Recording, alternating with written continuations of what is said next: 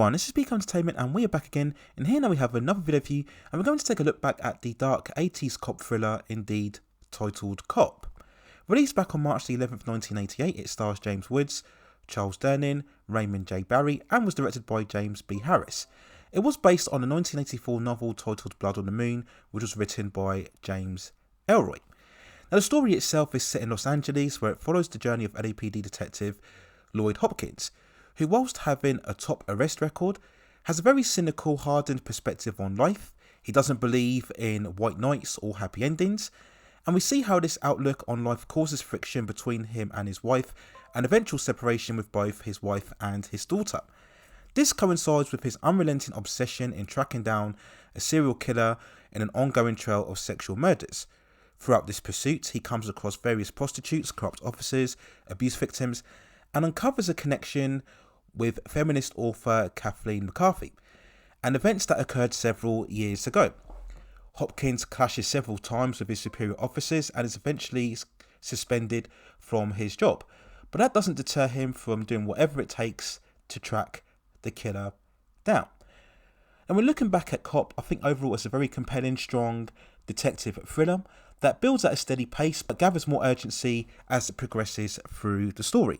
And it really was part of that fabric of the more darker, adult, alternative, nocturnal films that we'd see in the later half of the 80s.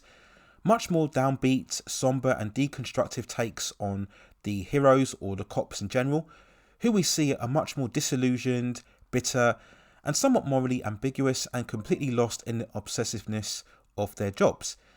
It's very much in the same spirit as the likes of To Live and Die in LA or Manhunter.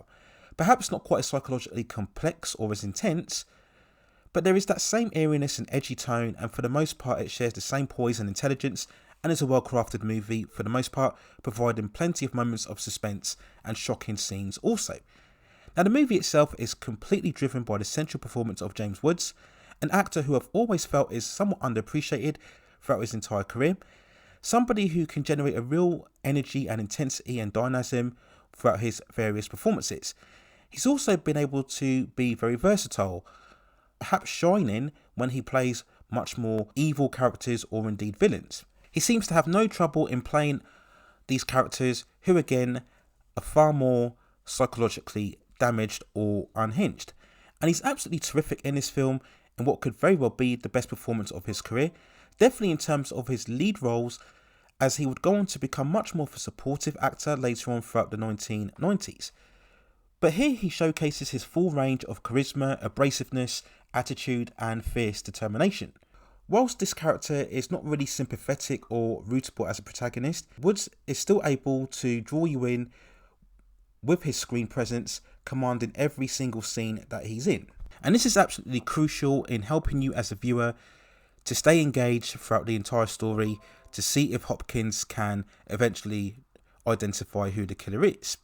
Whilst you question some of his attitudes towards women, there was a point throughout watching this film where I felt that Hopkins himself could have been the killer, as we see how he uses his status as a police officer to very much prey on vulnerable women, and this was in juxtaposition to his own obsessiveness with crime and how life is within the city. But despite some of his questionable actions, I think the character stays just about on the side of good to make you want to watch him exhibit justice. Now in terms of the film itself, there are only a few issues. Perhaps in the beginning it's a bit slow paced in the first half, lacking a certain amount of action or excitement, but I do think the more disappointing aspect is the overall climax. The final face off, as we see Hopkins come face to face with the killer, is fine, but the overall build up towards it is somewhat a bit too convenient and not developed enough.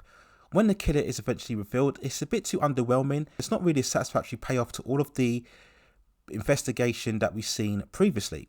And whilst people who have watched this film may love the more abrupt, Dirty Harry-esque ending, I found it to be really disappointing, somewhat short-changing as a viewing experience, and I would have found a much more rounded, definitive conclusion much more satisfactory, and I do feel the ending actually lessens the movie, robbing it of its story and overall impact.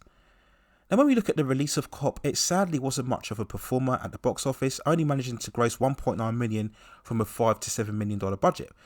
But these type of more adult orientated movies you would never expect to be blockbuster successes due to their overall dark and violent nature, again painting the hero as much more of a morally ambiguous character. But I do feel Cop is a somewhat forgotten and underrated entry in the 80s cop thriller genre.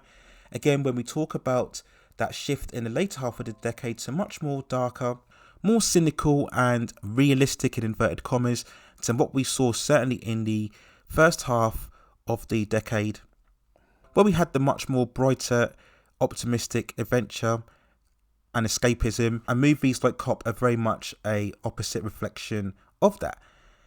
And I think it's far less sensationalistic or quotable than what certainly other films are of its type, but overall it's still a very strong and, I would overall say, well put together film, and definitely one of the best, if not the best, performance of James Wood's long time career. So there's my other thoughts and feelings when looking back at the late 80s cop thriller Cop. Let me know what you think in the comments below. And if you have any other movies, television series, or any other issues within the pop entertainment and culture scene that you'd like to see me cover in this channel, then also let me know within the comments, and I will see if I can provide further commentary for you on that subject matter within the future. Please also hit like the subscription and notification buttons so I can provide you with more high quality content like this in the future. But that's it for now. Take care of yourselves, and I will see you very, very soon.